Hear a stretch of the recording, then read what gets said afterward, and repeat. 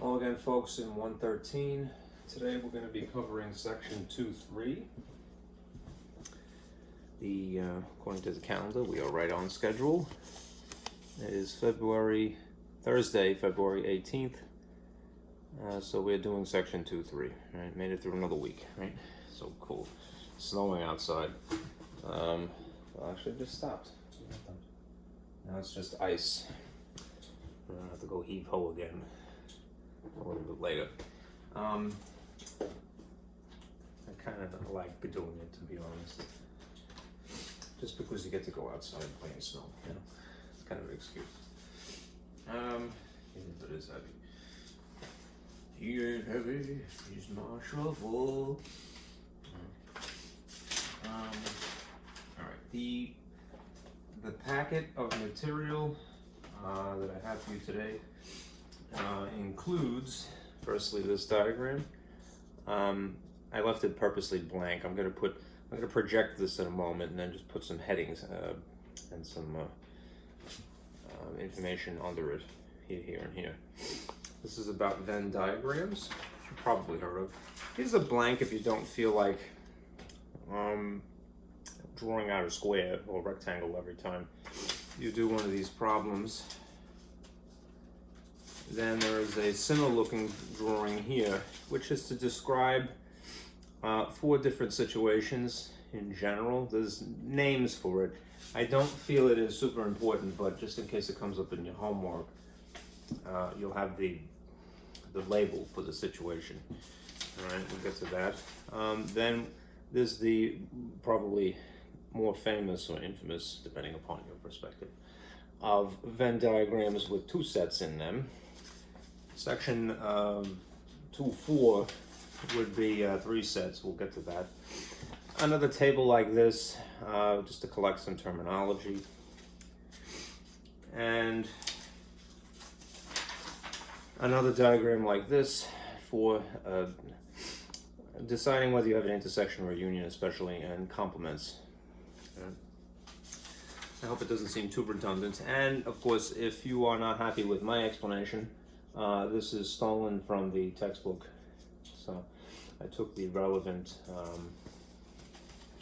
formulae and put them on a page. I did also include the examples from the textbook with the solutions available here. I don't think I'm going to use all of them. I'm going to use like maybe number 4, parts of number 9, and number 10, really. All right, but if you are not getting to see this, but you want to just, you should trust your own intellect. Believe me, you should. All right, you could figure this out. The explanations are immediately underneath the question. Okay, so let me start with this. All right, and we'll get busy here. I'm going to turn on the projector.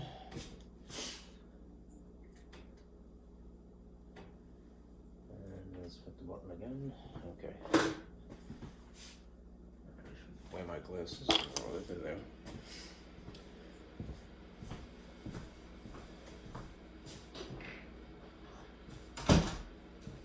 Okay.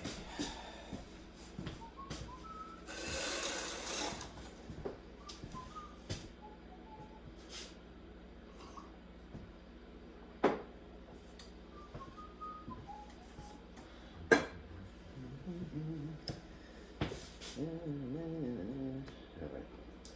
So, first diagram. Alright.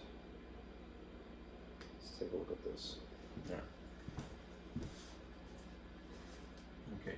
Venn diagrams were invented by a person named John Venn. So, named after himself, I suppose. Famously, a mathematician wrote a book called Symbolic Logic. Right? And these diagrams were used to basically summarize what he was talking about. And there's 3 basic components you've probably seen some way in your life. There's a rectangle, first of all. Right? This rectangle is used to represent. Oh boy, let me start off on the wrong foot. It's used to represent the universal set. That's rep.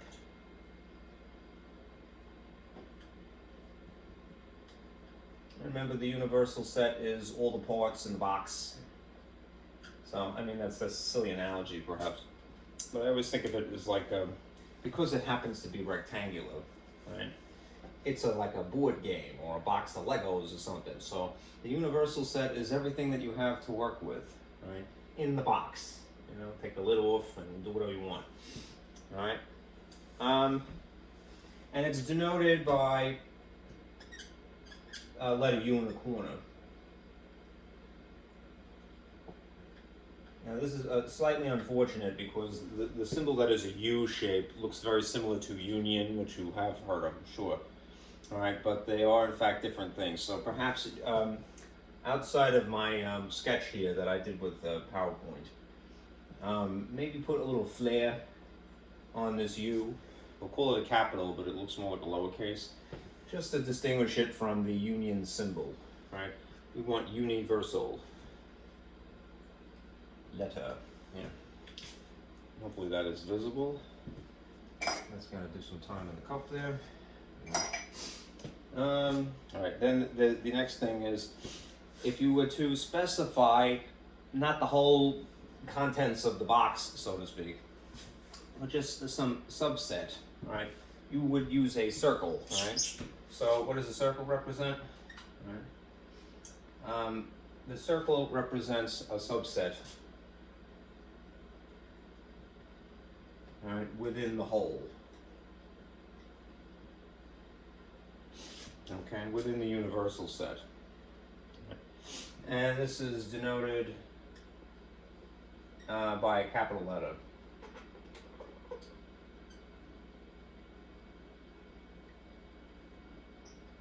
All right, as well. Now, just sticking with the alphabet, the English alphabet, right? They usually use the Roman A, right? I've kind of like the way I stylized it personally. I drew a circle and then I just sort of like fitted an A in the rim.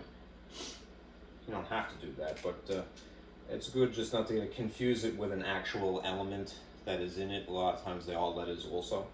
I think that would make sense why they would make them lowercase letters, just not to confuse it with the label. Right.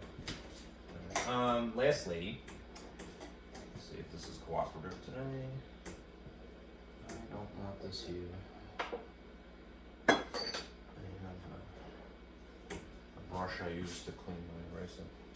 All right, Roman numerals. Roman numerals are used to specify an area.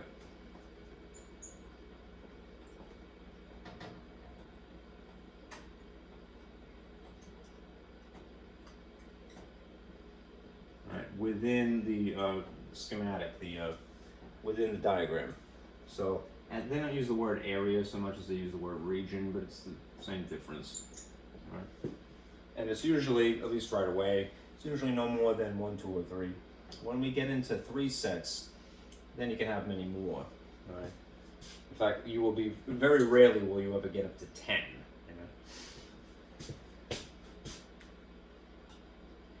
All right. So know those 3 parts, and that you would embed a circle in here, and you might choose to label regions by Roman numeral. Again, why Roman numeral? Because it looks kind of alien, because it's so old-fashioned, right? So that it would not be confused with one of the actual elements that are in the box. All right, it's not a part; it's just a vague reference to a location. All right. All right. Now let's take a look at this.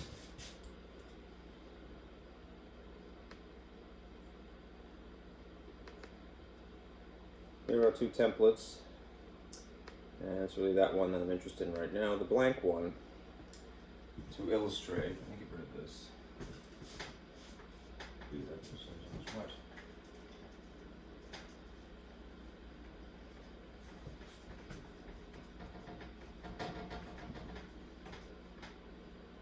Let me adjust my projector. It's hanging out a little too far over here. There you go. Let's see. As an example, I'm going to try this again. All right. Suppose, as an example,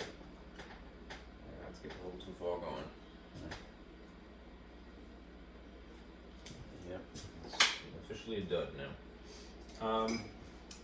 Suppose that if you had, and this is my concise way of giving instructions, if the universal set, U with some flair here, all right, is this roster of contents, elements. Everything between and including 1, 2, 3, 4, 5, 6, 7, and 8. All right.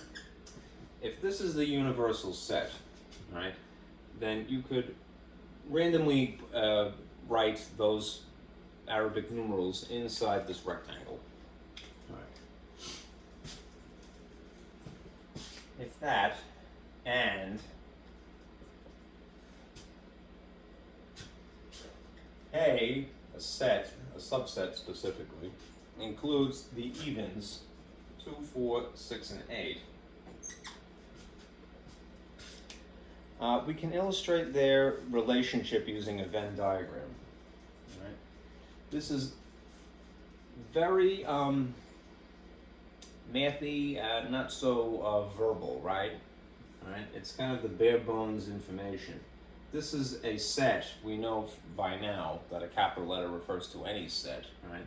But the universal set, which is implying that this is everything that is possible.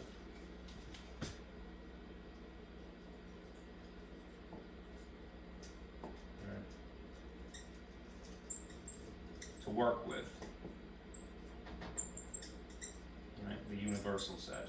And then immediately underneath that, if you just see this very vague sort of description, some other set that has the same contents. You can see that it has the same contents here, here, here, and here. That this naturally would have to be what? If this has the same contents and is just fewer contents, all right, then this would have to be a subset, right? All right, of the whole. Right? Therefore, right, if this is the situation and this is some subset of it, we can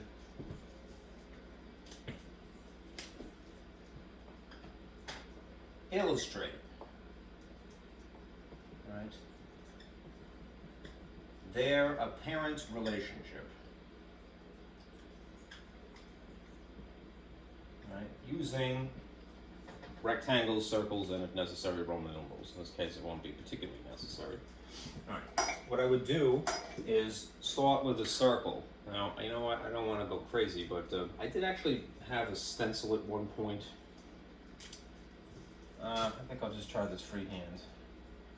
And I hope you will believe me when I say that's a circle. And again, just not to confuse it with the elements, I'm going to write it in red and have this little A tucked into the edge here, the rim. All right.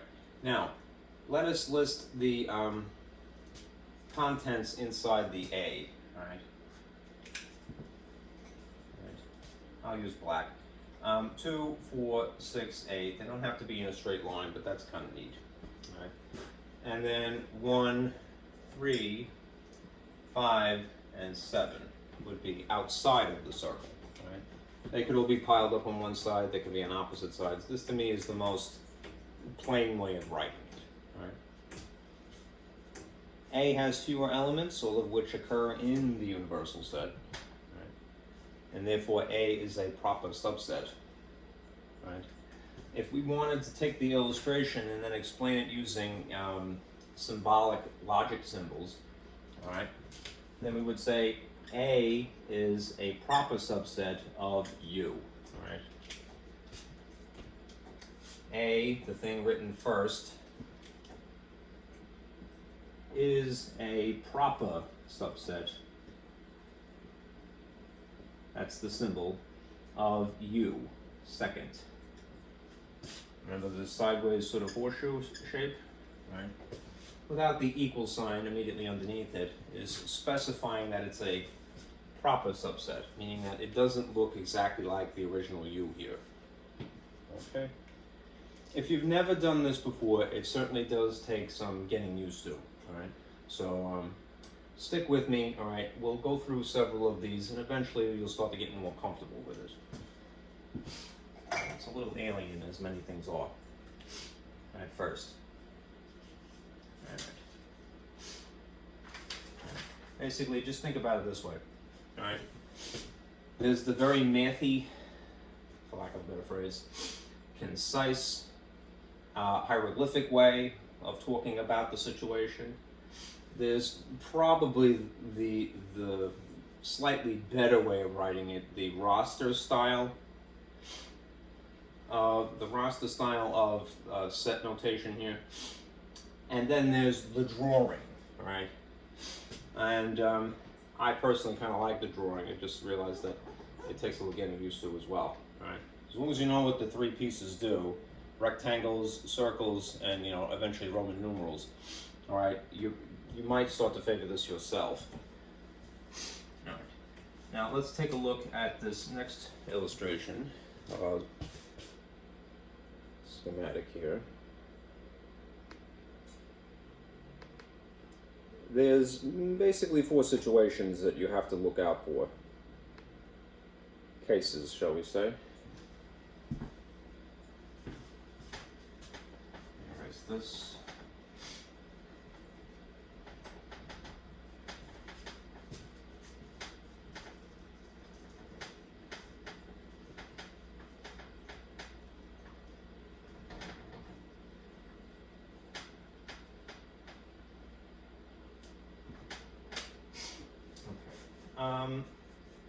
What I want to encourage you to do is take this piece of paper, this copy, all right, and then just with me fill in some added information. I kind of purposely left this blank so that you would hand draw some of the symbols. Why? Because I believe if you do that, all right, you're more inclined to assimilate the material. All right, now, what do I mean by these very, very brief descriptions here? All right, there's the Venn diagram case in which all between 2 sets is what I'm referring to. All in common. So just write that above here. The situation that is all the elements are in common. Right? How would that look in a very brief way? Right? Well, I don't have purple, so I'm just going to draw this in blue. You would have one circle with maybe 2 labels in it. Right? Label A and label B. Right? What that is implying is that it is a circle on top of a circle, all the way the edges out, superimposed. Right? So it's really 2 circles, one on top of the other exactly. Right? So without drawing any messy contents inside, all right, that is describing this situation. That A is equal to B. All right, which means they have the same elements exactly.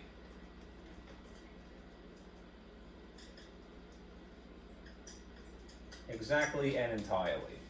All right. What is the name for that would be more sophisticated than saying all in common? It would just simply be to say that these are equal sets. All right, just like the mathematical symbolic abbreviation would be. A equals B, they're equal, right? Truly equal, not just equivalent, meaning that they have the same cardinal numbers. Okay, now the next one. All right, this situation is when between 2 sets there is nothing in common. Write that up here. All right, how would you illustrate that? In this case, you would have one circle, which is called as the A circle, and then immediately adjacent to it, a second circle, but they're not touching. Right? So I have really no other symbol for that, except to say that they are not touching. Okay? They're completely autonomous. And the technical phrase, the label for that name, would be disjointed.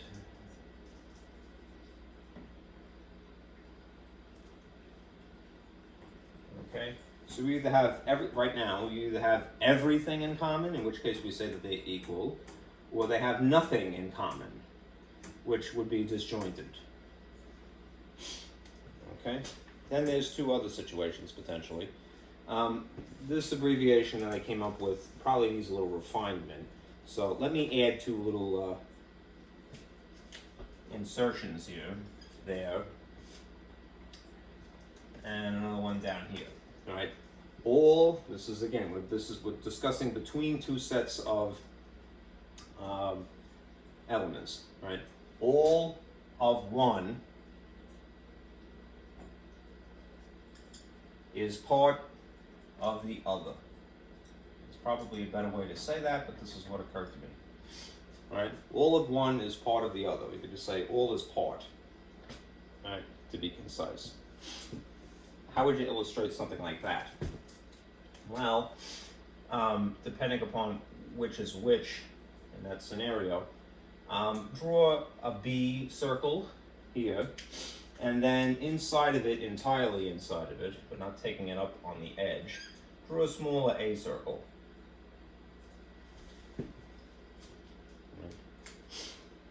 In this instance, all of A is just a piece or a part of B, right?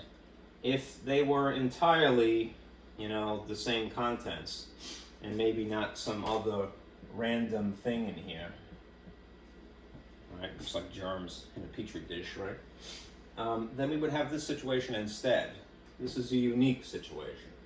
So how would you symbolize that, right, in symbolic logic? Well, you would use the proper set symbol in this case. So we might say A is a proper set of B. Right? That's not a C, right? That's the proper set symbol, so I can make this a little bit flatter perhaps. A is a proper set of B, right? If, on the other hand, in the illustration, if the outer circle, the bigger one, was the A, and the smaller one was the B, then these two initials would be switched, right? B would be a proper set of A then, in that situation. Anyhow, what is true about all of these, right? A is completely inside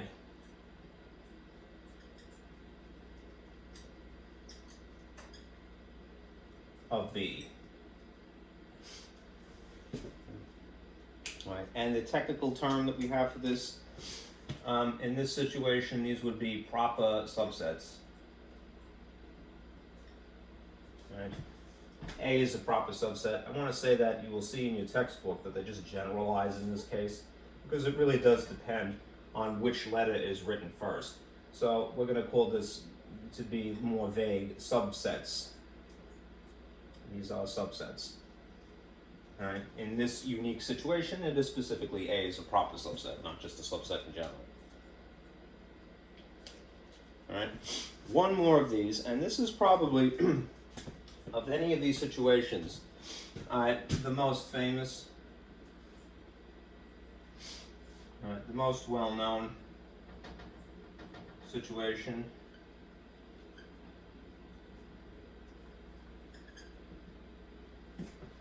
All right.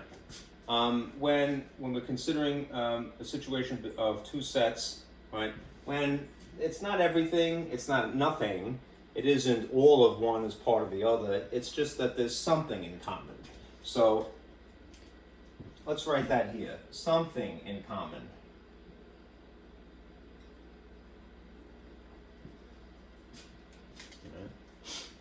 And in this situation, draw an A circle, and then intentionally draw a B circle that is overlapping. Okay.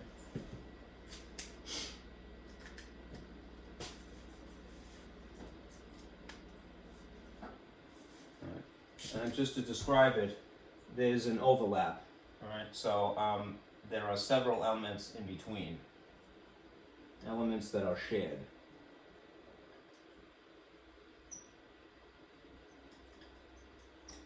All right. The phrase that your textbook chooses to use to refer to this, at least initially, is the overlapping situation, because that is literally what it is. Good choice, I would say. Overlapping. Okay? Meaning that what we're probably going to, when we get to intersections specifically, is we will be interested in what's there specifically. Right? Might leave it blank just for right now, because even if they are overlapping, you're not necessarily looking for the intersection. But this is describing how they look. Right? They are at least overlapping. Okay? So you can either have elements all in common, nothing in common, all the elements of one is part of the other. We can have just something in common, as in this fourth case. Okay. All right, now let's get into the Roman numerals and what they represent. And in that case, I'm going to go back to this blank template here.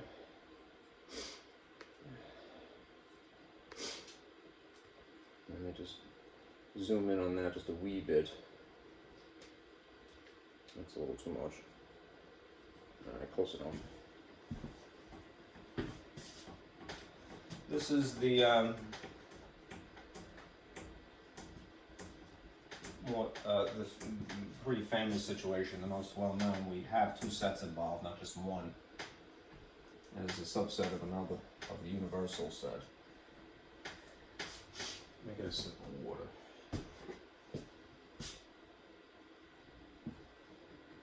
All right. Now, in this we're interested in discussing the Roman numerals.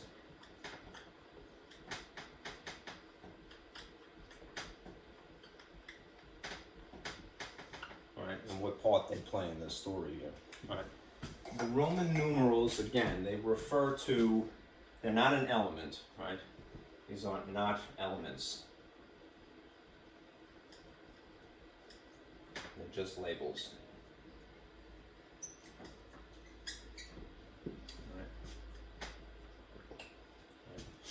All right. They refer to an area, or more commonly referred to as a region within the diagram. Right? So this is the way consistently, forever, it will be labeled. Right? This region here is labeled 1, so maybe write that in the diagram you have that's blank. This in-between area is 2, and this region here is 3. And then the region that is outside both of them is Roman numeral 4. Right. IV as in subtracting 1 from B. Okay? To give you a description of each of these, I'll put them here. All right. When we're talking about I, what do we mean? We mean things that are just A. Meaning everything in the circle up to this edge, all right? And then including, that's it, all right? It's just A. So I don't want to scribble too much, but what I'm referring to is basically this.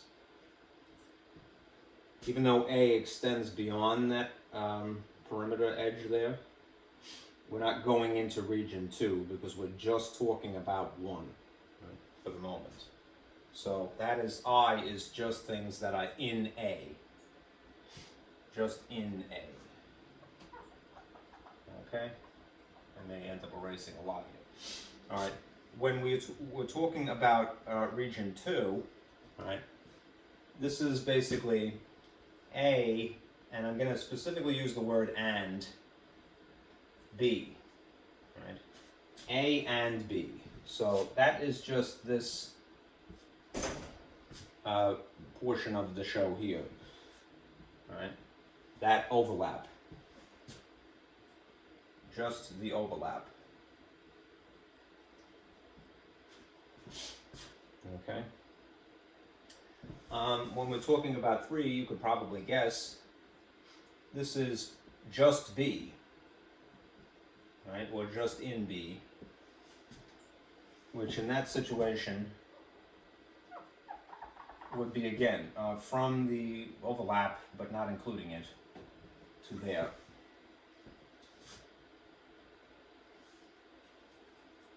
All right.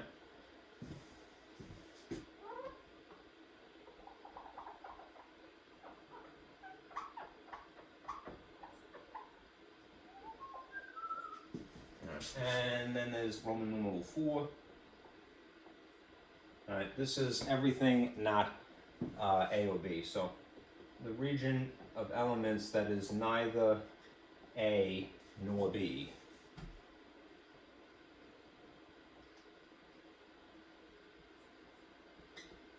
But still U.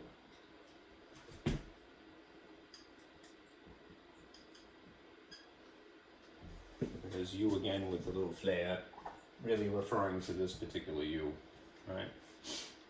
There are, I suppose, scenarios where there's a region outside of the container, all right? And they may use another Roman numeral other than what we have here. So I'm trying to be legal here. Neither A nor B, right, which would be all of this stuff, right? But still confined within the rectangle. All right. That's region 4. This will become increasingly important to think about when we get into 3-set situations, which is the subject for next week. Okay. Now, if you were considering, just as a side thought here, I wonder if this green will cooperate today. I hope so. Right. If we were talking about, and I'll stick with this red because I'm going to refer to the A first. If we were considering all of A, what would that be in terms of Roman numerals? That would be 1 plus 2. So the things that are just A and then the overlap. So this would be 1 and 2. Right. If we were talking about things that are all of B, I'll get out of the way in a second, I promise. What would that include? That would include the overlap and then the things that are exclusively B. So that would be 2 and 3.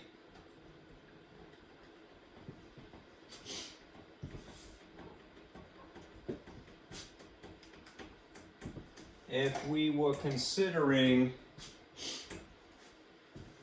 simultaneously all of A, all of B, and I'm purposely avoiding a certain word right now, all of A, all of B, same time, right? Then that would be 1, 2, and 3. And that would be, in this case, everything in that space. Region would be correct. Better phrase. All right. If we are talking about the entire thing, the entire box, the entire game board, box of Monopoly pieces and everything, all right, the universal set, right? The universal set would be 1, 2, 3, and in this instance it goes up to 4. Okay?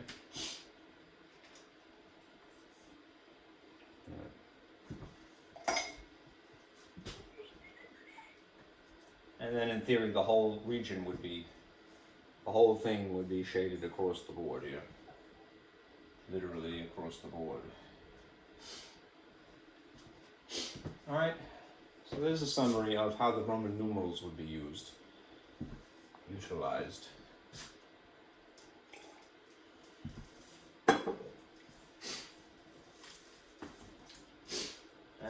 see, moving on. Let me give you some terminology now. And then basically, I'm going to give you just the sort of definitions of three peculiar terms. And then I'm going to draw you a schematic that kind of restates it almost on purpose, all right? Almost. It helps to reinforce what you're talking about, to say it in two different fashions. So let me dig a little bit here. Let's see.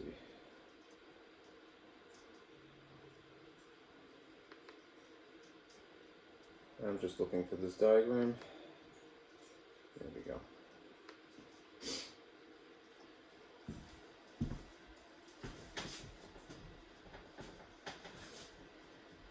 There's a lot of preliminary sort of description that you need to do as a teacher sometimes. As long as it is an activity, your audience is less likely to fall asleep. Right? Especially little kids, right? You want somebody to listen to what you say, have something to give them, right? They'll be a little bit more alert, right? It's not a guarantee, nothing is a guarantee, of course, but if you give them a diagram or a table like this and say, here, I want you to fill this out with me, they're more likely, because it's an activity, to follow along, right? If you just talk at them, they're going to fall asleep on you pretty quickly, all right? And they can't even help it. All right, anyhow, this first concept that I want to outline here, there's going to be basically these three ideas, and I'm going to leave a little bit of space because there's a lot to say about each of them, right? Let's discuss this concept of a complement, a mathematical complement, not a verbal complement. My, aren't you a lovely green today? Right? I hope that's not too hard to see. This is complement, C-O-M-P-L-E-M-E-N-T. All right. Specifically, the complement of, and we're usually talking about one thing in that scenario. The symbol, the abbreviation for that situation, is usually a capital letter to refer to the set, and then a little tick mark like that. Right? It looks like an apostrophe. This is sometimes called a tick mark, and in some instances it's called a prime mark. If you go into calculus, they use that a lot, right, as a notation. Right? What does it mean to be the complement of A specifically? It means everything not A. Underline the word not.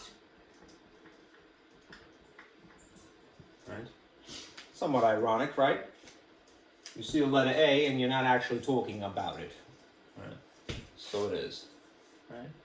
Everything not A, but still in you as a technicality.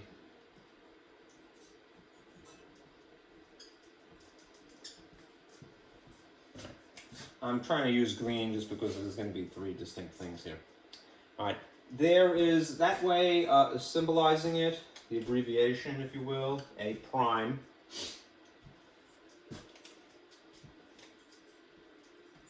It's a little bit more visible, hopefully. And then there is the set builder notation. Remember, the set builder notation is the ultra fancy way of presenting information, right? It doesn't make it better, it just makes it formal, all right? Believe it or not, as crazy as this, kooky as this may sound, all right, in math world, right, there's etiquette, you know, like pinky in the air sipping tea, all right? You could talk about something in a plain way, and that's fine if it is correct, right? But then there's this etiquette, that is set builder notation. So I'm going to leave the space here for that, all right? A prime, in a formal way of talking about it, would be the set of all x's, such that x is indeed an element of U. X is an element of U, that is, it's part of the universal set, it's part of the whole box of parts, all right? And there's a second condition here. X is not an element, cross out, no smoking sign, an element of A. A prime, in spite of its labeling, is not actually part of A. I would personally prefer to use the word but here, right? But there is, as far as I can tell, there's no but in set builder logic. All right, the concept exists in our mind, but they don't use the word but, right, or however. All right, there's basically two words, and this is part of the reason why I was avoiding talking about it before. There's really two words that you could use, right, English words, and, which is appropriate in this case, and the other word is or, right, and they mean very specific things. See, even though when you're talking to a fellow human, right, we all know what you mean when you use certain words in a certain context. But when you're being formal, right, as you would be in the case of set builder notation, you have to be more precise when you're using and or. English gets you in trouble, right? Okay, so A prime is actually the set of x's such that x is, although it's part of the universal set, it isn't part of A, is basically what this means. All right, now, then there's this concept, which I believe was broached earlier in this semester, and if not, we will resurrect that conversation from years before. Intersection, or we will bring it up now, would be a better way of saying it. The intersection of something. The concept of the intersection of something, it's talking about two things at the same time. The abbreviation that you will see is something like this. A first set, this sort of horseshoe shape, and then a second set. The intersection of the first thing mentioned and the second thing mentioned.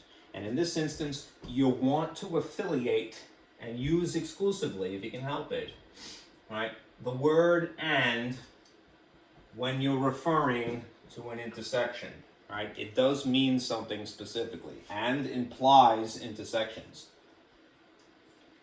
Okay? So what does that mean in a practical sense? It means, as we had, as I had suggested before, the overlap, right, in the drawing, right, or what you might refer to as region 2 only, right? These are the same thing in two different phrasings of it, right? You could talk about the overlap, literally that's what this is, right? Or we're just specifically referring to region 2. They're the same thing, talking about the same thing, right? The overlap is, again, what is in common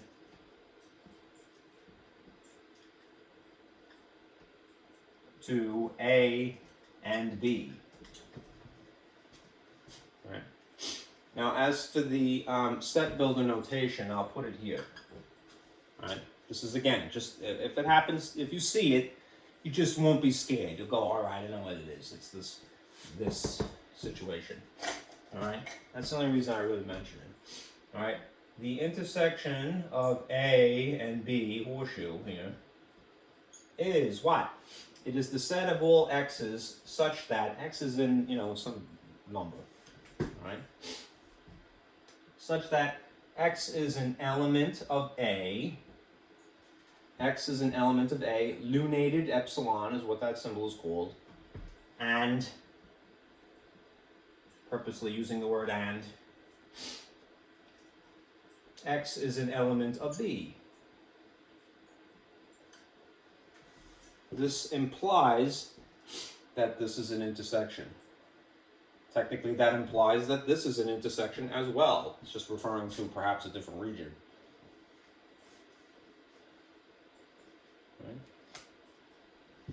All right. Last thing before we get to the schematic that I want to show you, which again is more or less to reinforce the distinctions here.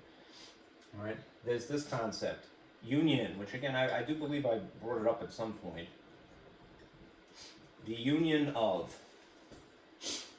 We use the probably more intuitive symbols for that, which look like this.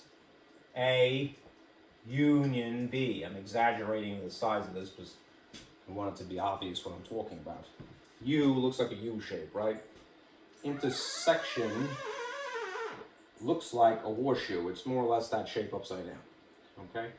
Anyhow, we again do not want to confuse this with universal set. It's unfortunate that in math world that happens a lot, right? Have you ever noticed that the letter M gets used a lot in math world? What a coincidence that math starts with M. All right. Well, universal set, just to distinguish it from union, I'm going to put a little flair on it, as I mentioned before. All right. But in the textbook, they probably wouldn't bother. All right. It's a very subtly stylized U shape, and this is, we want to affiliate with the word or. Just like and implies intersections, or implies union. All right. And what does that mean? It means everything in A or B.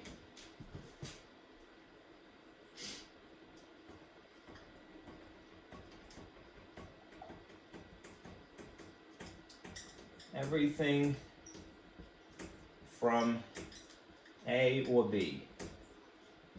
I know that in ordinary English conversation, right, colloquial talk, vernacular speak, all right, we use the word and, and or in this situation probably interchangeably. But again, and I'm saying this is even as an English speaker, this is all I know, right?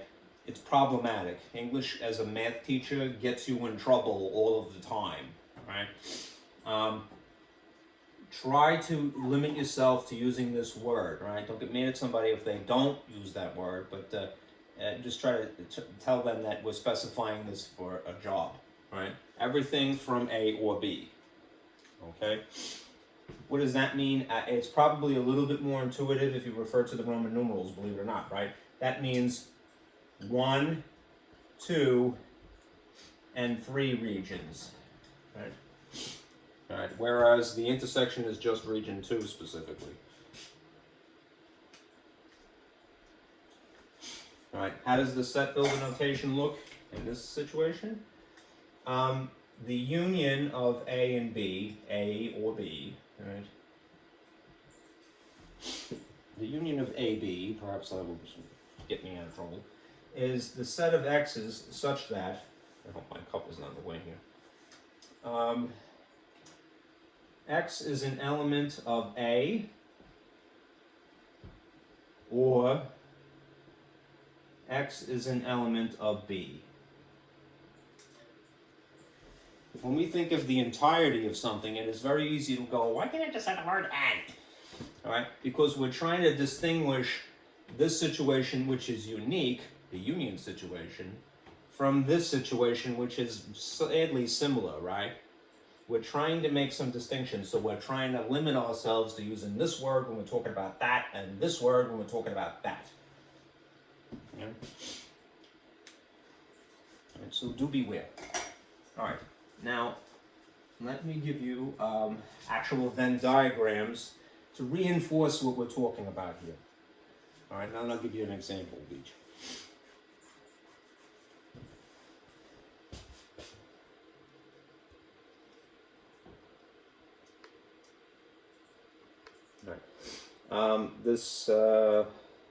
This handout is what I want to use now. Right.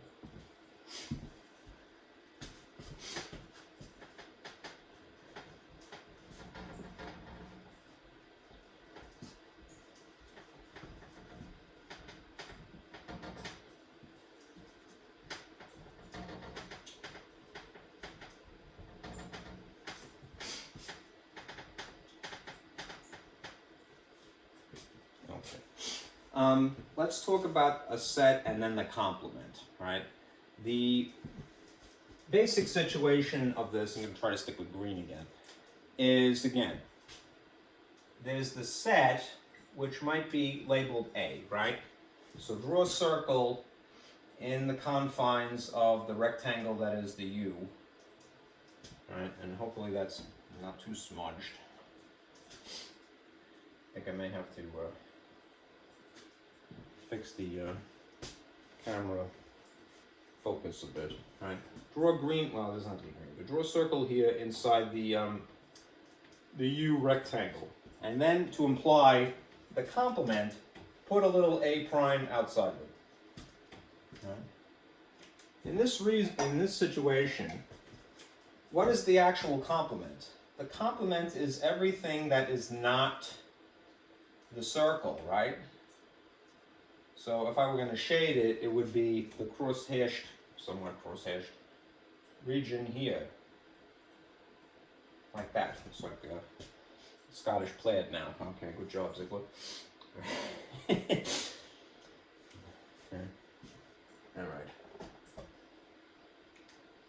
All right, so that would be the complement, what I have crossed out here.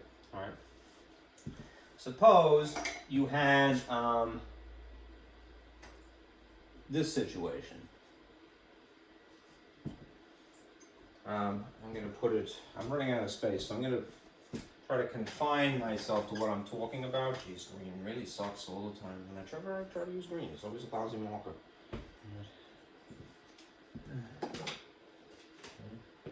There's a new one. I'm going to try to put the example I want to use for this box, sadly up here rather than underneath it, because I just don't have the space. Oh man, brand new one, it doesn't write. I should write a stern letter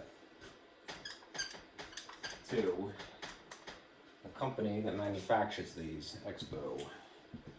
Your green sucks. Need to work on that. Alright. Here's an example. I'm gonna have to use black.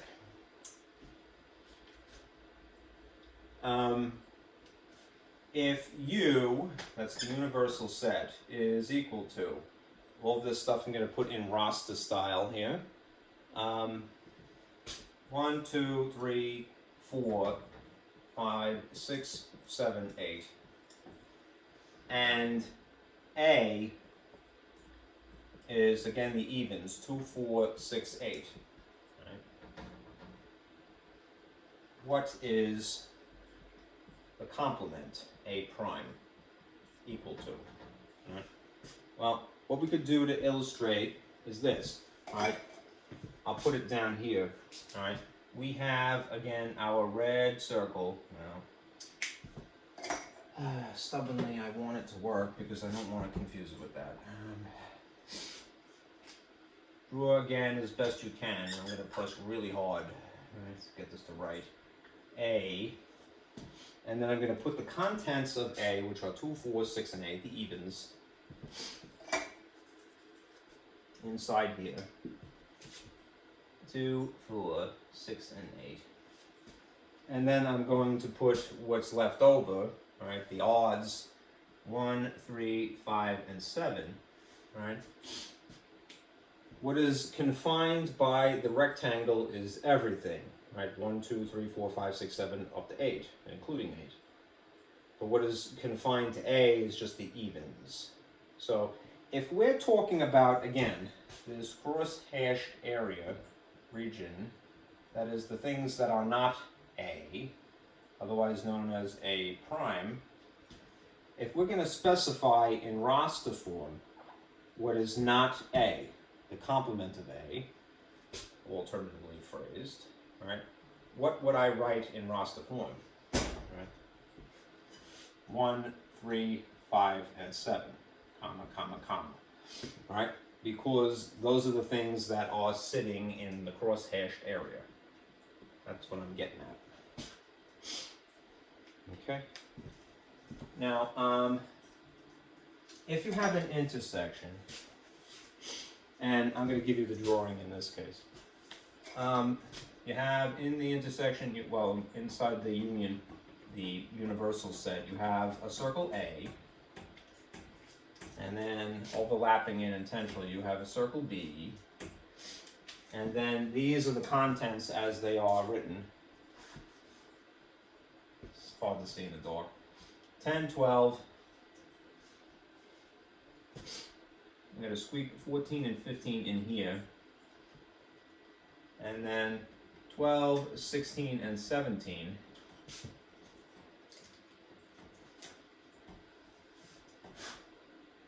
What is the intersection of A and B? All right. The intersection of A and B is, again, just that overlap. right?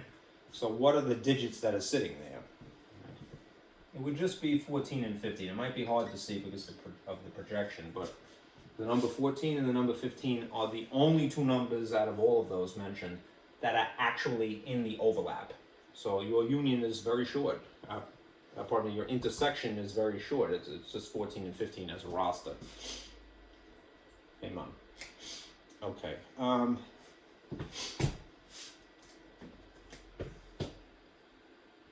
right.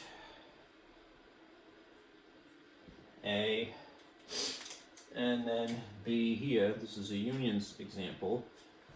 All right. If I use some of the same figures, because I'm not too creative, 10, 15,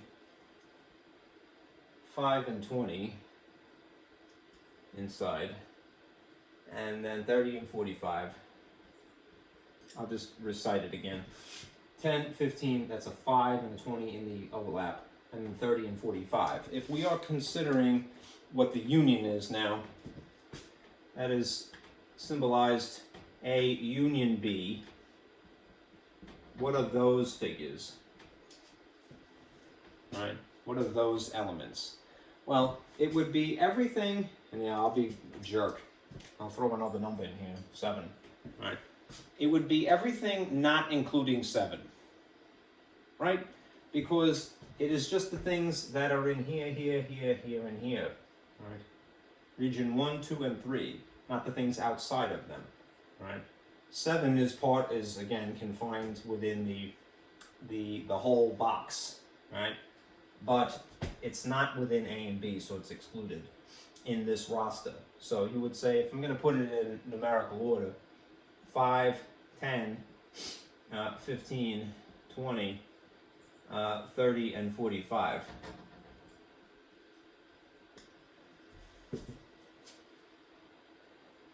Okay.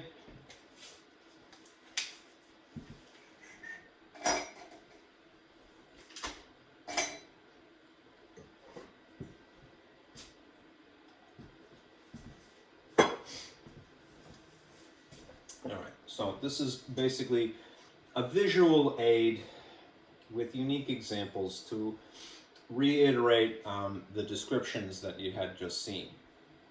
All right, that was my intention in here.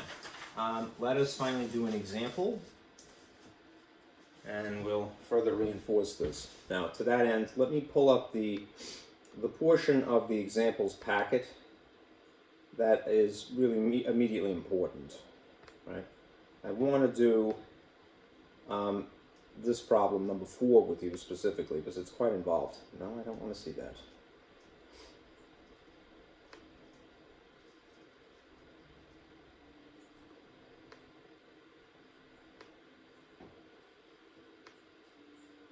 All right, being a jerk. Get rid of the thumbnails.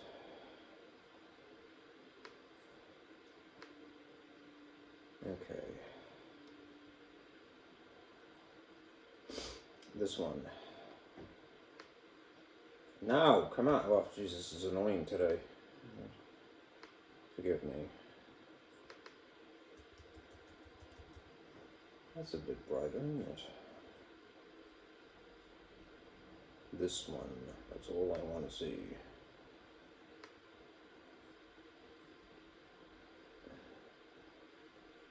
Alright, that seems like a sufficient amount of space. I really just need a diagram in this case. When I was working this through myself, sort of drew a table, and I'm going to show you how to do that in a moment too, just to kind of get you through the process. All right. When we go through this, unfortunately, I don't have board space, so when I'm discussing how to do this and this, A, B, C, D, up to G, all right, I'm going to be referring to this diagram. So if you could print that, that would be the ideal situation. All right. Perhaps, if I'm clever enough, I could just steal what I need here. So, figure And then I'll just project that because I really just need the diagram. All right, let me get rid of that. All right, basically we're going to use Venn diagram in figure 2.9 to determine the following sets. All right, set A through sets B, C, up to and including G. All right, now what I really want is a blank sort of area here. So I'm going to use my PowerPoint to project a nice clean white surface here. Geez, what a pain in it to me. Go away. Alright. Alright. Slideshow, not really. What the hell is this? Yeah. Oh, there you go.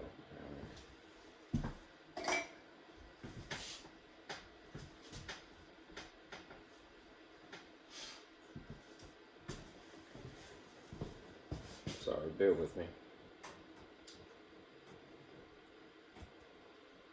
This is not being cooperative.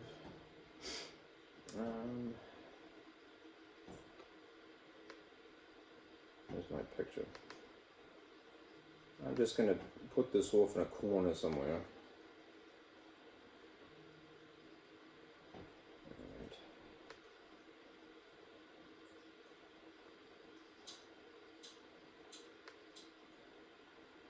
And reluctantly draw on top of this.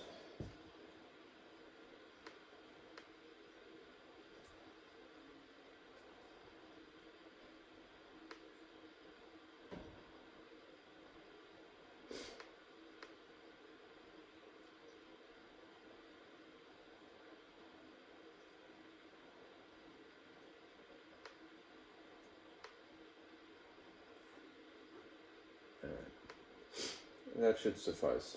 All right. When you go through the questions, I'll point to it with my photocopy, just not to have to toggle back and forth. When we go through 4 here,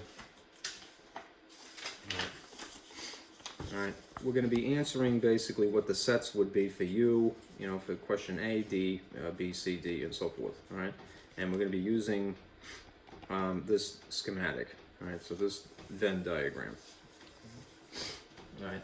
While you're doing that, it might be practical to sort of make a table on whatever you're writing on. So what I had done was basically this. I divvied this up on my notebook into 3 columns.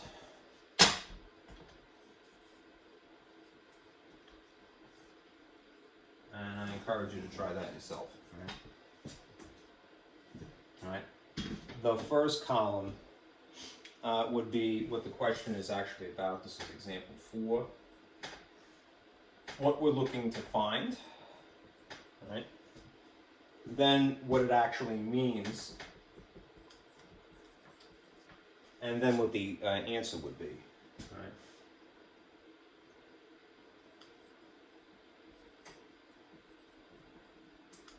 So these are your headings of these 3 columns, basically.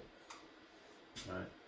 And we'll do question A, B, C, D, E, F, and if I could squeeze it in, G.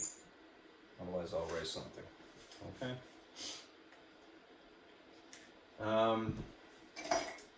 What we'll have to do. Right, you know what I actually can get away with doing here? Let me quit this. Don't save. Absolutely not. I have bootleg paint here, so I can use this instead. Alright. I wish it was regular paint, but it's not. Anyhow, it makes a nice white surface, and it didn't cost me anything. Alright. Get rid of the toolkit here. Alright, that's a bit better. Alright.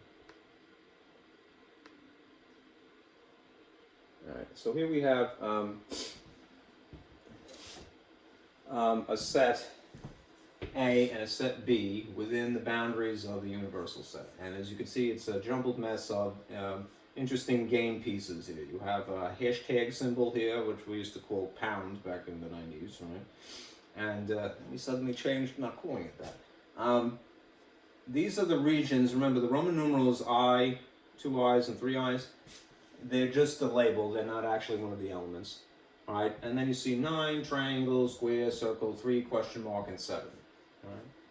To answer, again, these questions, all right, let's go through them and discuss what they mean.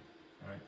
Firstly, hopefully this is cooperative now.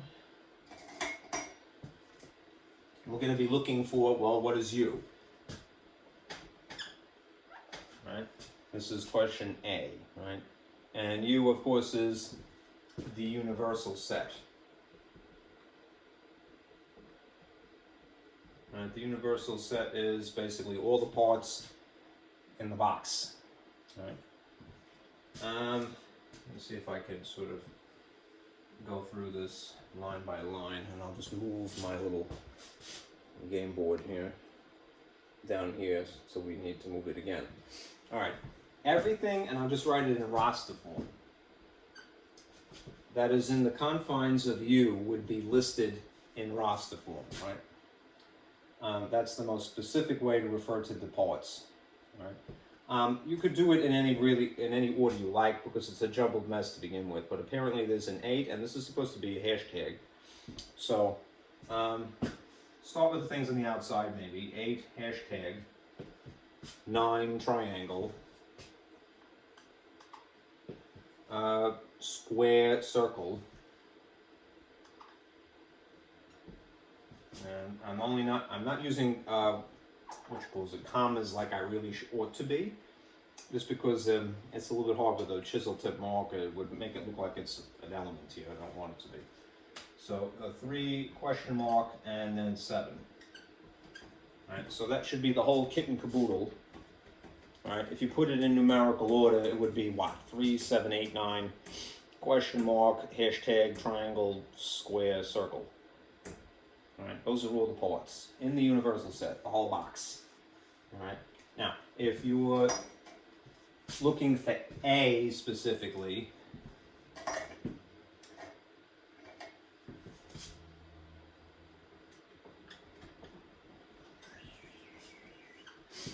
this is set A only. Right? You just have a capital A, right? So what are the things that are just A?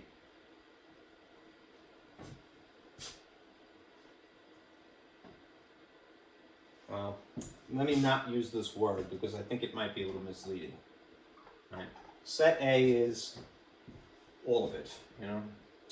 All of A.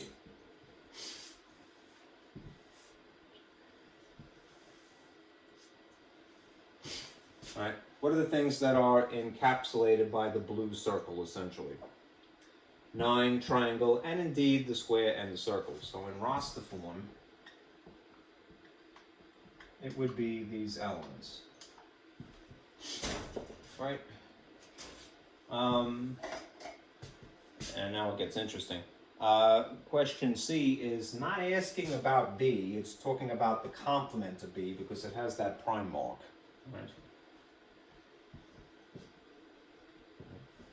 And now, just to get it out of the way, let me just move this down here for a moment, if I can. All right. This is the complement of B, which means everything not B. Everything not B is going to be quite a swath of the box here of components, elements. So here's our roster. All right. What could we eliminate right away? 7, not going to use. Question mark, I'm not going to use. 3, I'm not going to use. And not the circle nor the square. Right. Anything else? All right. So maybe it's not that large. It's only 4 elements, it seems. 8 and pound. 8 and hashtag, and then 9 and triangle. Are the things that are not B at all. All right. Again, the order in which you write these doesn't really matter. They're a jumbled mess to begin with. I tried when I was doing this myself to put things in numerical order, but it's futile. All right, we're talking about just a jumble. It's not a secret code, right? All right. Let's see. Moving on. For D, and I'll have to move this now. Question D is the intersection of A and B, and yes, the word "and" is appropriate in this case. I'm running out of space, so I'm going to just kind of scoot this above. And then I'll just erase this stuff here, because I don't actually need it anymore.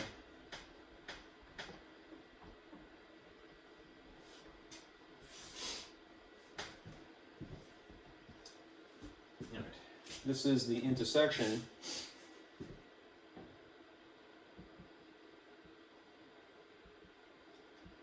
of A and B, which is just meaning just the overlap is what we want. The stuff in here, which would be what two elements, right? The square and the circle.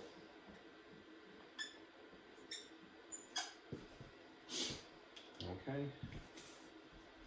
Read that now. All right. Then actually, just immediately underneath this. Right.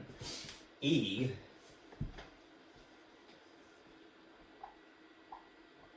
is A union B,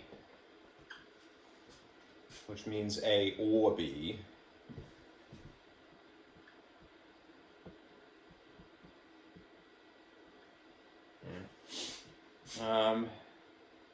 Which means literally everything from both.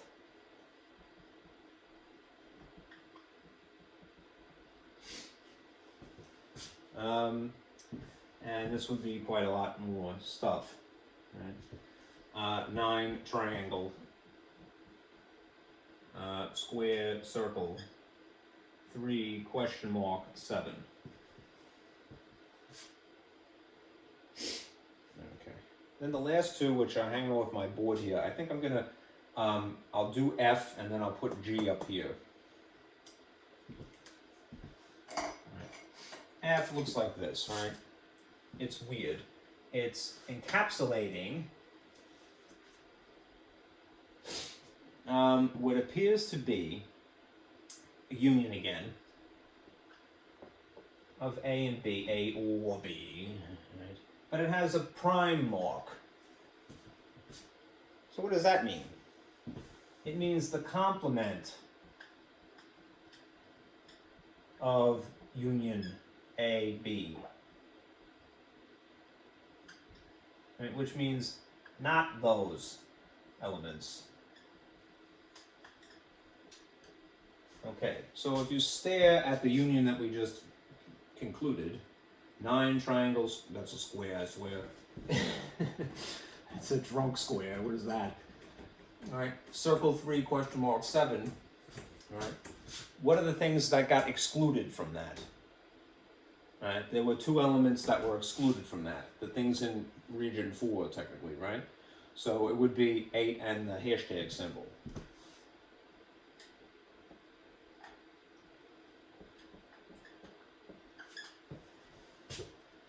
Okay. Now, the last one is maybe the most peculiar of these questions because we hadn't done too many of them to this point. But this is going to be a nice segue into something else, I promise. I need to move this, so I'm going to scoot this down and erase a little bit. And then put G appropriately here.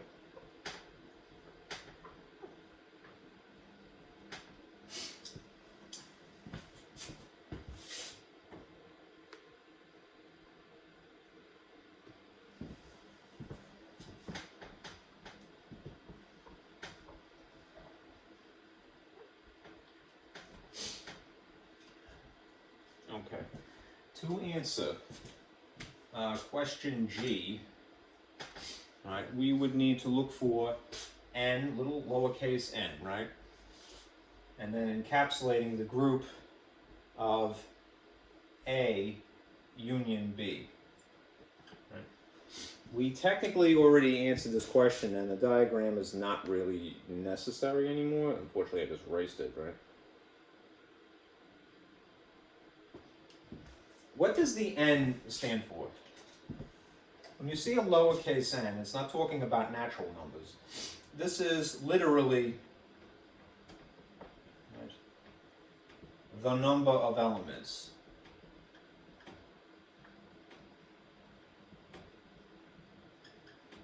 In whatever conditions follow it to specify, right? Another word for that is cardinal number. Isn't it appropriate that I'm using red? Right? Right. The Pope would be very proud of me right now, right? All right. The number of elements, literally the number of numbers. All right. Now we just concluded what the union was, right, for A and B specifically. We did it basically twice now. All right. To answer question E and question F, right, in some way or another. How many, if you just physically count these, right, how many are there? 1, 2, 3, 4, 5, 6, 7 elements, right? Right? This is the cardinal number, the number of numbers. And in this case, it would not be appropriate to generalize by saying numbers because they're not all numbers. The number of elements would be the best way to refer to it, or you could say characters, right? Literally, right? And in that case, because we're not talking about a set technically anymore, we're talking about an Arabic numeral, an amount to a count, right? It's 1, 2, 3, 4, 5, 6, 7 distinct parts, right? We would just simply say that this is equal to 7, right? And nothing else. No fancy braces, right? It's not a set when we're talking about a cardinal number. Okay. All right. Now, interestingly, there is also a formula to calculate this answer, right? And I'll show you that now. I have to erase quite a bit, so bear with me a moment, and then I'll show you the formula.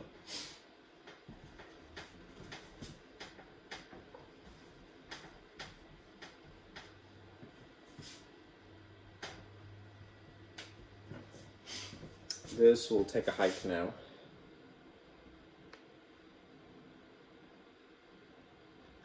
Right. If, as an alternative to physically counting something, you would like to explore your options, boy, I sound like your retirement guy. Would you like to explore your options? Yeah, sounds a little like a mafia too. There is this formula, right? Explore your alternative choices here. And it's known as the cardinality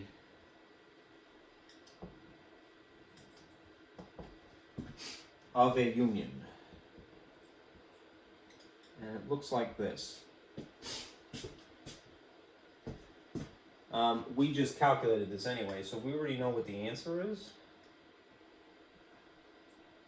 But the number of elements in the union of A or B is equal to the individual number of the elements in A plus the number of elements in B minus, and this is key, their intersection, the number of their intersection.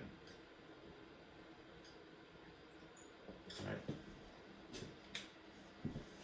So just to specify a little bit more verbally, this is essentially the number of A. This is the number of B. And this is the number of the intersection.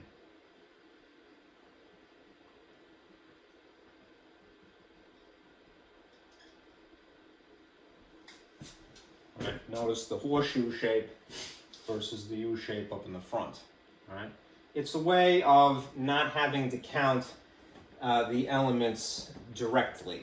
All right, you could sort of calculate it here. So we already know the answer is 7, but just to verify, all right, if you look, and I'll erase that part that is obscuring the diagram for a moment. If you looked at the number of parts in A, it would be 1, 2, 3, 4, right? So I'm going to put a 4 here for reference, and we're going to add that to the number of parts that are in B, enclosed by the red circle, right? 1, 2, 3, 4, 5, right? And then subtract out, as an afterthought, the number of elements in their intersection. Remember, the intersection is just the overlap, so that would be just the square and the circle, so that's 2. Right? If we follow the order of operations correctly, and we ought to, you work from left to right. Adding and subtracting are equally important. Right? So which do we do first? The adding we have to, because that is on the far left of the formula. So what is 9, pardon me, I already said it. Fire that guy. What is 4 plus 5? Right? It's really 9, right? For 4 plus 5. And then if you subtract 2, what do you get? Right? 7. Right? It's just an alternative, the cardinality of a union. Okay? Now you might wonder, geez, well, why this extra thing here? When you subtract out the cardinal number of the intersection, that is the number of parts, elements, from the intersection, it's a way of not counting the elements that they share more than one time. All right? If you added this and this, you're doing these two things twice. All right? So subtracting out, which coincidentally is the number 2, all right, from this calculation, this portion of the calculation, you're making sure that you don't count something twice. Okay. Now, let me see if I can turn the lights back on, because I really missed the light. Dracula needs some sunlight now, and it's a snowy day too. I think from here on out, I can get away with not using the projector, so let me turn this off now.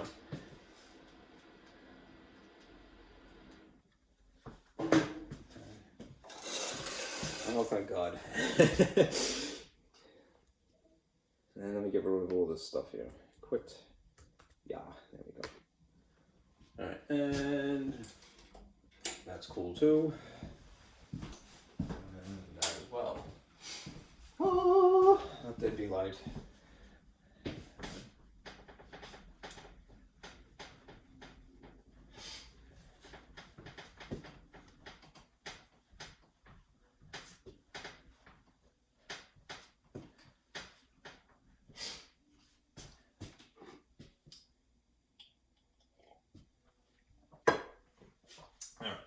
Now,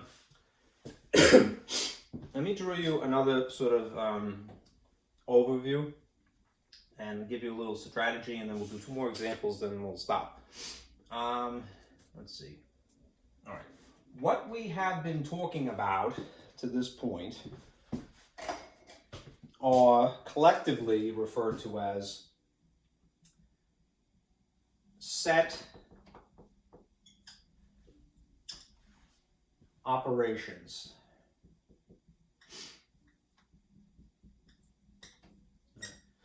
Set operations are, I'm going to leave a little bit of space here, symbolized by these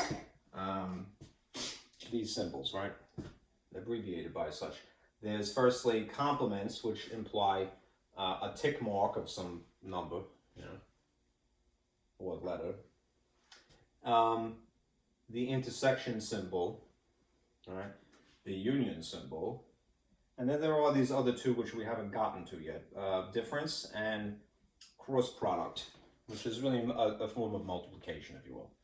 All right, just like in ordinary arithmetic, we have, you know, plus, minus, multiplication, colon with a line, division. Those are operations, and those are the operator symbols. Well, these are the operations and the operator symbols for sets specifically, right? There may potentially be others, but we don't need to worry about them, except these last two now, right? Just to summarize, right? We have talked about complement as an operation, just not calling it that.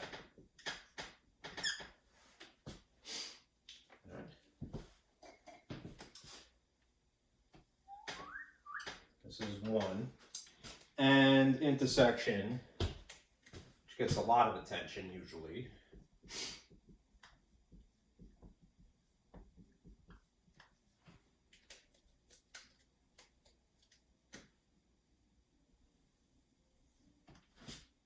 And then union we got to, right?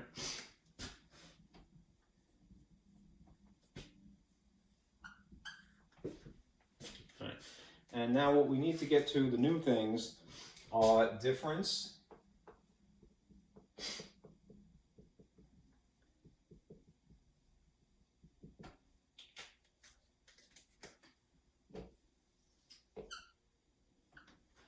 and I'm purposely leaving myself some space to write, and what will be called Cartesian or cross product.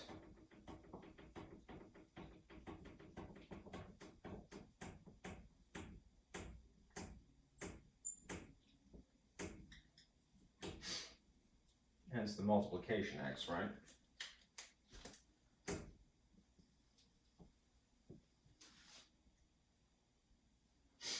All right. I'm going to purposely try to confine myself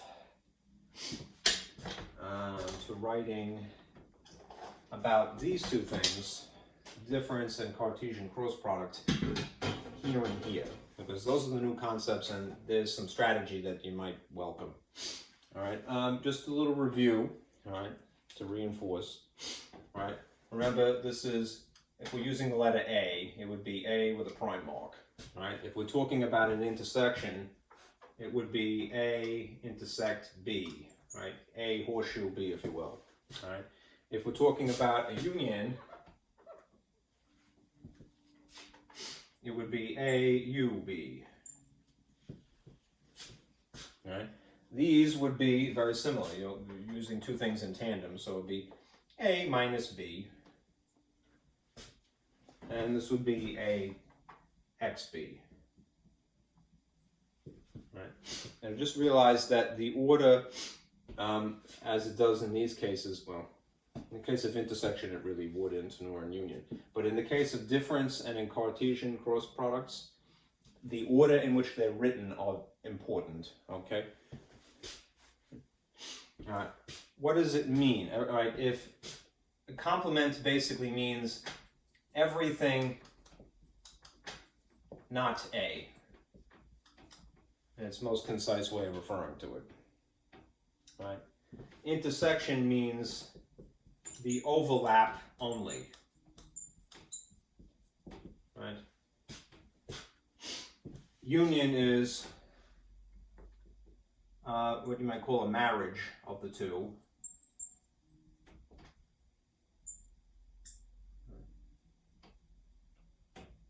Right, so what does that mean? It means all of both.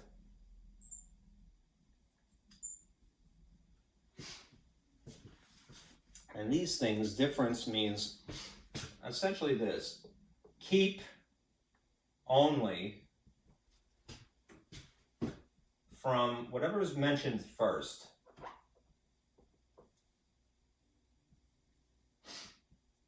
Right, in this case it happens to be what? It happens to be A is mentioned first. All right, that isn't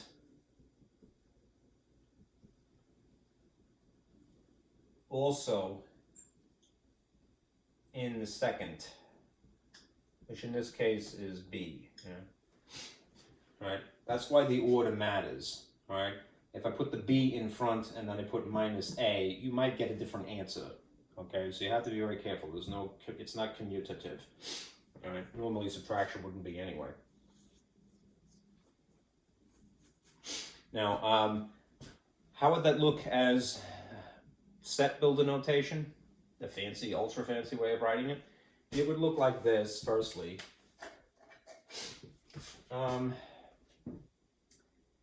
A minus B is equal to the set of x's such that x is an element of A, and we're using the word and, right? X is not an element, cross out B. Right? Pardon me, I'm stuffy. Right, so the difference of A and B, right, is the set of x's such that x is indeed an element of A and at the same time not part of B, essentially. Right. There's a strategy to doing these types of problems, which I'm going to erase, and just, you could, if you're writing this on a notebook, you have more of a portrait view rather than a landscape view. So I would encourage you to write the strategy immediately underneath it. All right. Underneath it, but I'm not going to have time, space, so I'm going to erase that in a moment. Let me complete this thought here. All right. When you have Cartesian products, all right, what this is asking you to do essentially is, there's a little asterisk,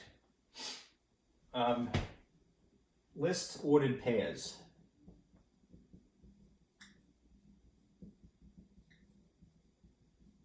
That is the objective in a nutshell. Ordered pairs, remember, are usually x comma y, right? Coordinates, right? But they're formed by what would be akin to distributive property. Distributing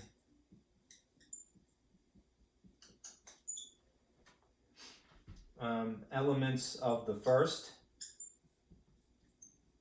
thing mentioned, in this case it would be A,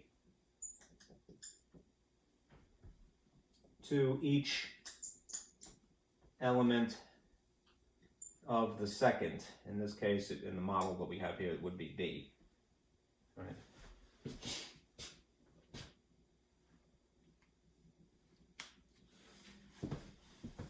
Now I'm a bit of a dodo, and I forgot to write down what that looks like.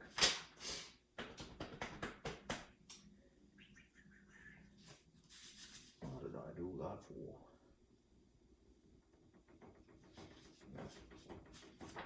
Pardon me one moment.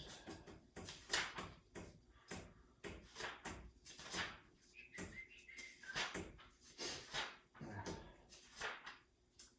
think I'm catching a cold.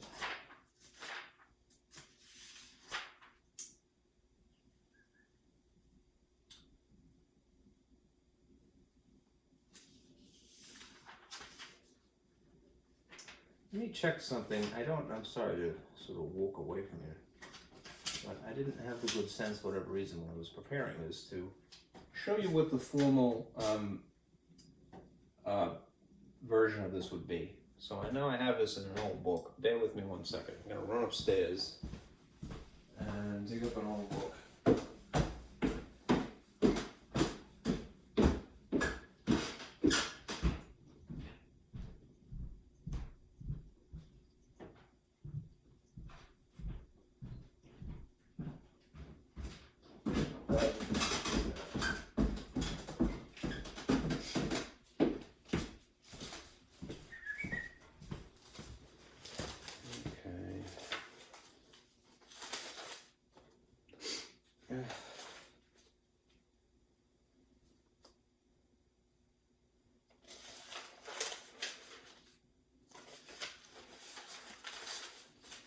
Okay.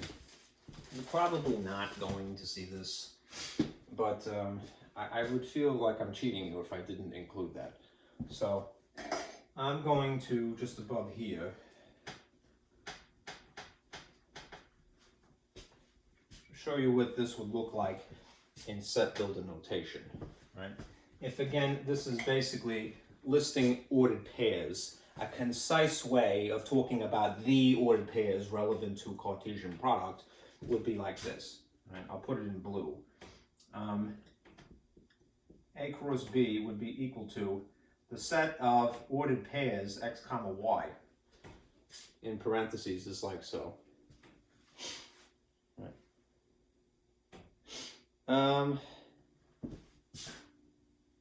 Such that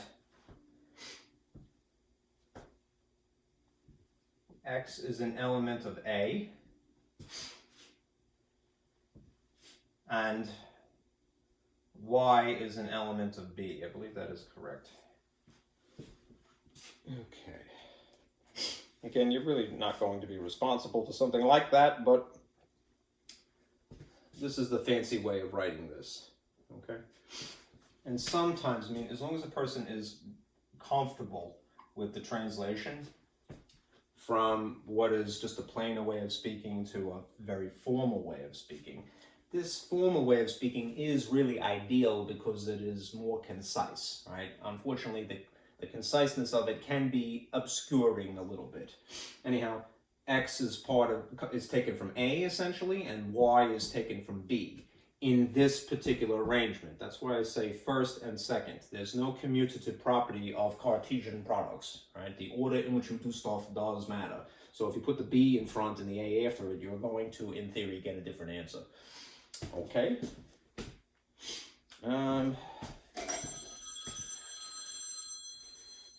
That's my sister. Let me write this for my own sake.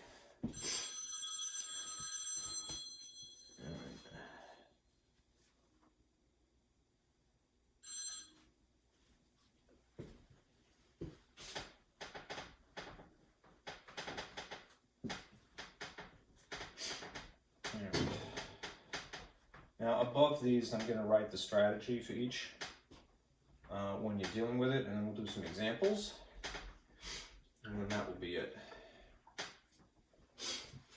All right.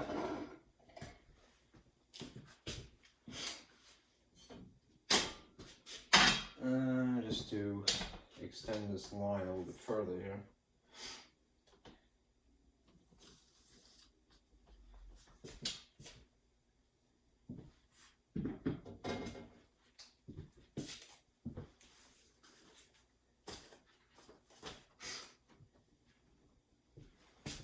Strategy for both. Right. When you're dealing with differences, here's what I do. Strategy. I don't know how to spell it. E-G-Y. Okay. All right. 2 steps. All right.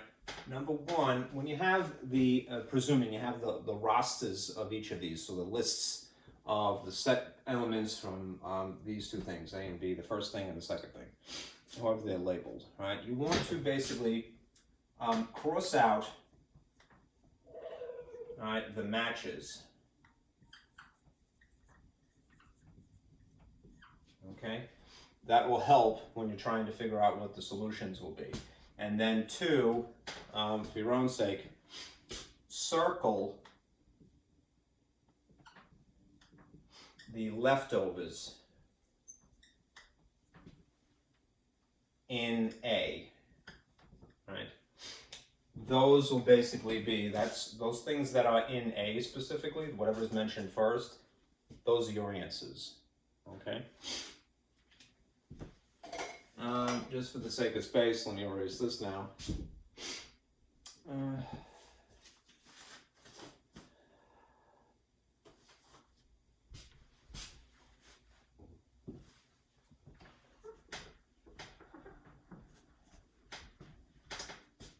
Here's a strategy for this.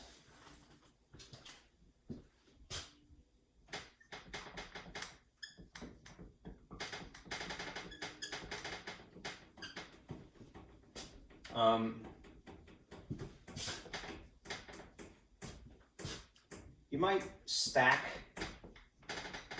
elements of A.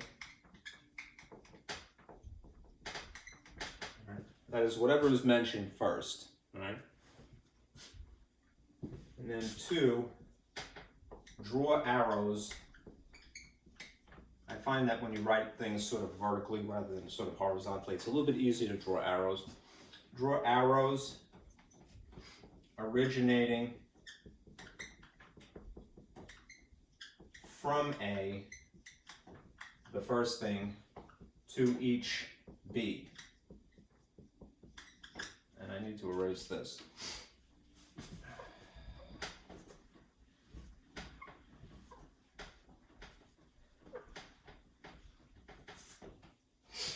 All right. And then you would write them in order, you know. Write those couplings. Write as a list of ordered pairs.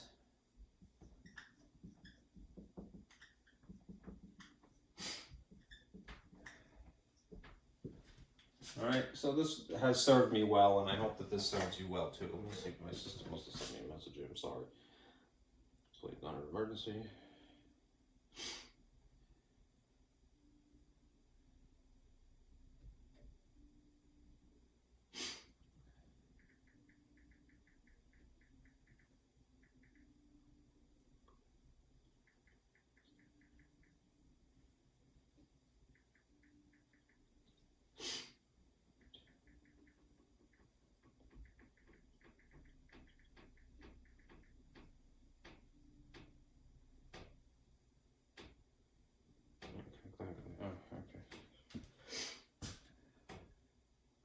My sister's not well.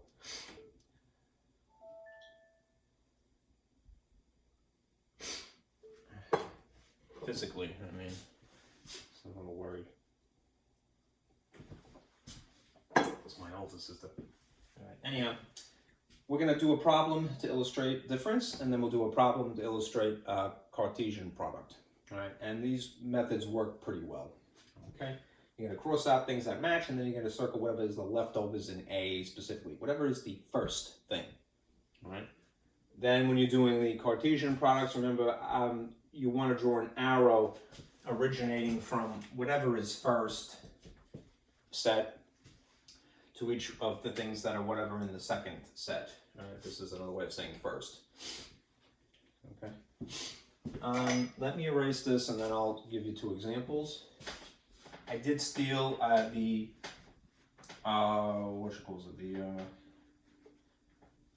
examples from the textbook, which maybe I can project.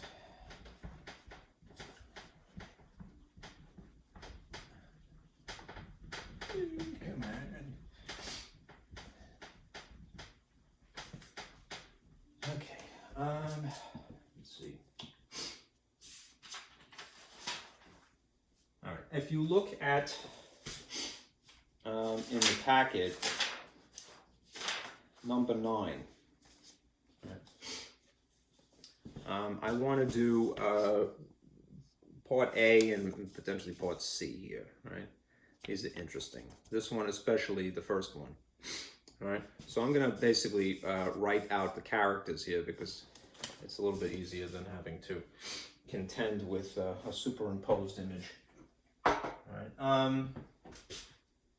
and I'm going to rephrase this. So realize when you're answering the question here, I'm taking the information from this problem 9 in the packet to answer part A, and I'm just going to rephrase, which is a good strategy when you're doing it yourself.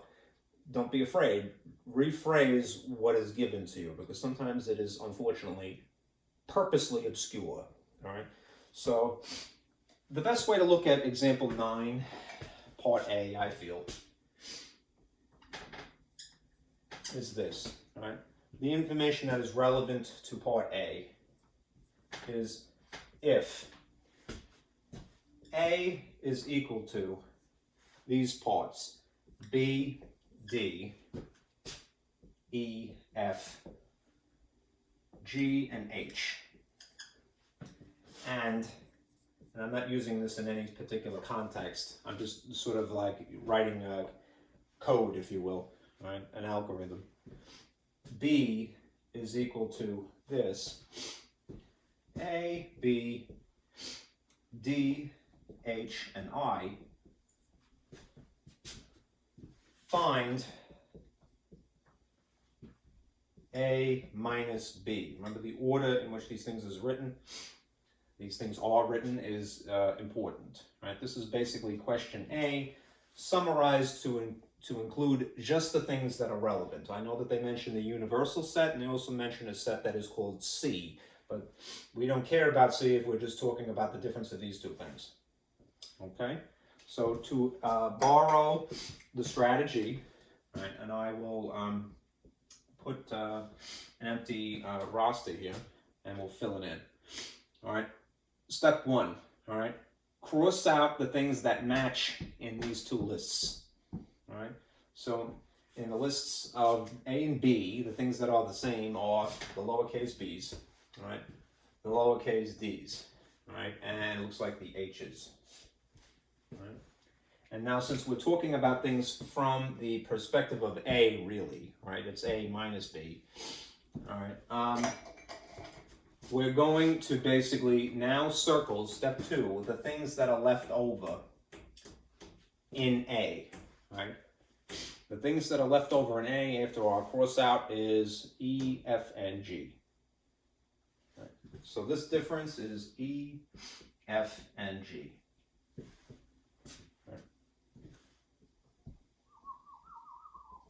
Okay. Now, if we go a little bit further, and I thought what would be interesting is question C from the same set, same example, number 9, in the packet. We have to figure something else out. All right. It's asking about. This is the actual question. I'm going to jump the gun a little bit. It says find A prime minus B. I would do almost the same thing, really, but the problem is if you analyze the stuff that is given to you, there is no list specifically that is A prime, right? This is to answer part C here. So as a preliminary step, what we must do is basically figure out whatever A prime is first. That's what this is implying, right? You'll have to determine A prime first. All right, and I'll put that in a green encapsulation here. All right, what is A prime? A prime is everything not A. So let us go to the universal set. All right. Right. The universal set is the whole kit and caboodle, right? And this immediately underneath it is what A is, right? What are the things in the universal set that are not A, right? You could cross out these things now if you'd like to first. Right? It's basically doing this cross out process more than once, right? Just to illustrate, I'll put what U is immediately underneath it. Or, you know what? I'll spare myself a little bit of trouble and borrow what I wrote.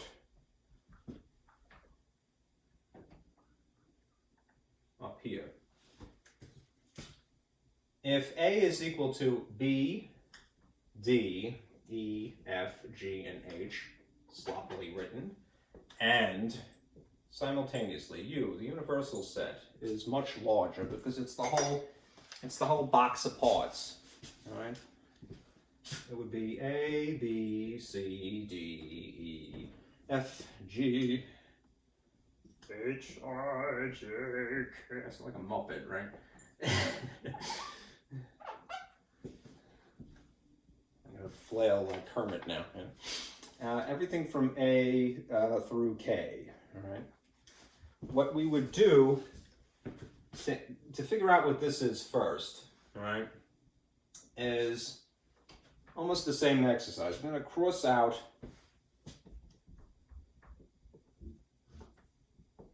the things in A that also occur in the universal set. So, all right, what do they have in common? They have B in common. Can't use that apparently. They have D in common. They have E's in common. They have F's in common. They have G's, and indeed they have H's. All right. So what's left over? What is not in A? Apparently lowercase a, somewhat ironically. C, I, J, and K. So therefore the A prime things not A, are ironically A, C, I, J, and K, correct? I think so, and if not, scream very loudly, and I will hear you from the distant past, or the distant future. All right, I wish, right? A, C, I, J, K is what you should have, indeed, okay? So, next line of logic here. I'm gonna borrow this again. Now that we, as a preliminary step, have concluded that, all right, immediately underneath it, I'm gonna write B again, because I need to. All right, to answer the question. B is A, B, D, H, I. All right, and unfortunately the commas may look like an element, and I don't want that, so I'm gonna just erase these and put an obvious space, as if I were a Babylonian, right? So I'm going to just make spaces. All right, now, if we want to figure out the difference of things not A in tandem with B, right, then what we should get as a roster is, again, the same procedure. Cross out the things that match first, and then circle the things that are from the thing that is listed first here. All right. There's an I apparently as well. So what does that leave us with? C, J, and K. All right. All right. C, J, K. Temptation to put commas. All right. That is what the difference is. C, J, K. Okay, not too bad, right? It's a little tedious because you have to write things, several times, but there is a method to this madness. All right, let's do an example. I'm going to borrow from 10 here. All right. Example 10, so we'll just do part A to get the point across. And I'll write it here. The information that is relevant to the question. Again, don't be afraid to take a little artistic license and rephrase something, perhaps better than it was given to you. Right? That's the ideal situation anyhow. Right? Especially as a teacher, you want to demystify. That's our object. That's our purpose in the world, to not make things confusing, to demystify.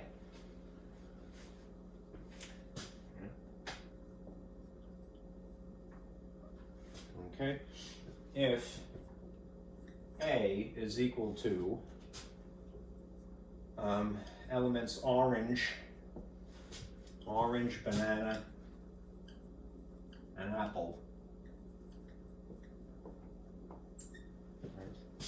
And again, I'm not writing this in any sort of specific context. I'm just being like writing an algorithm. And B is 1, 2. All right, find A cross B. The strategy that has served me well is to take the first thing and instead of writing it out sort of horizontally, stack the elements. So I don't have orange, all right, so I'm just going to write this in red, all right? Orange, that sounds so defiant, right? Writing in red. All right, banana, which is also not red, yellow, and an apple, the one thing that is. All right. All right. Stack that here since that's mentioned first. All right, and then write the elements of the second thing, which happens to be B in this case, here. All right. All right, and now draw arrows originating from the A elements, one at a time, to each of the B elements. So things from the first are connecting to things from the second. All right, orange to 1, orange to 2. All right, and before you go crazy, maybe list these as an ordered pair. So hopefully this green will cooperate, and I'll put this here. Orange, comma, 1. All right, orange, comma, 2. All right, that's the first thing. Then we do it again. All right, just because it's going to get messy, let me use blue just to distinguish these arrows. All right, we go to banana, next one on the list. Originates from the first thing to the second. Originates from the first thing to the second. All right, just distributing bananas to 1 and 2. All right, and then we would have banana 1 and banana 2. Anyone who is not aware of what the exercise is here, if they came in the middle of this, just imagine, like your family perhaps, you know, be like, what the hell is he teaching? Bananas and numbers, they're not the same thing. Why would you blend these together? Math, all right? Behold the wonder, all right? All right, it's good times, right? All right, anyhow, moving on, all right? Apple, take joy in what you do, you know, you'll remember it better, all right? Apple, originating from apple to 1, and originating from apple to 2, all right? And then write that as coordinates, if you will. The strange coordinates of apple 1 and apple 2. That sounds like a computer, right? Orange 1, orange 2, banana 1, banana 2, apple 1, apple 2, right? Now, in theory, I'm just doing this for the lack of board space, all right? These would all exist as part of a roster set, right? So I'm going to put them in fancy braces as an afterthought. You could write them out for sort of more landscape, okay? All right, and that's that. All right, anyhow, that's it. Good times, right? I think so. Let me, well, you know what, there's always an afterthought, isn't there? Let me give you one fair warning here when you're doing this. All right. I did say this, but I think it's better to sort of spell it out literally. Order matters. All right, these are not commutative. All right. In other words, A cross B does not equal B cross A. Right? You would get different answers if you did it the other way. In other words, if you stacked 1 and 2 first, as in this case, and then stacked orange, banana, apple second, the order would be different. And even though they would share similar looking ordered pairs, their arrangement would be exactly backwards. So when it comes to ordered pairs,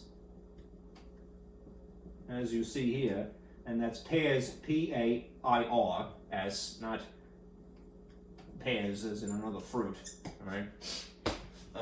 English gets you in trouble, right? The order definitely matters. If these were numbers instead, right, they would represent a different location. Imagine banana as being a location, right? It would be, right? So order matters. These are not commutative, okay? All right, for homework, all right, you want to be, if you're keeping up with the schedule here, you should be doing section 2-3, right, in my lab. Okay. All right, thank you, folks. That is a lot. All for one day, thankfully, just one section, right? All right. All right, I'll see you on, what day is today? Is today Thursday? Yeah. All right, I'll see you on Tuesday. Sorry, I'm having a temporal displacement issue. Be careful out there. See you on Tuesday.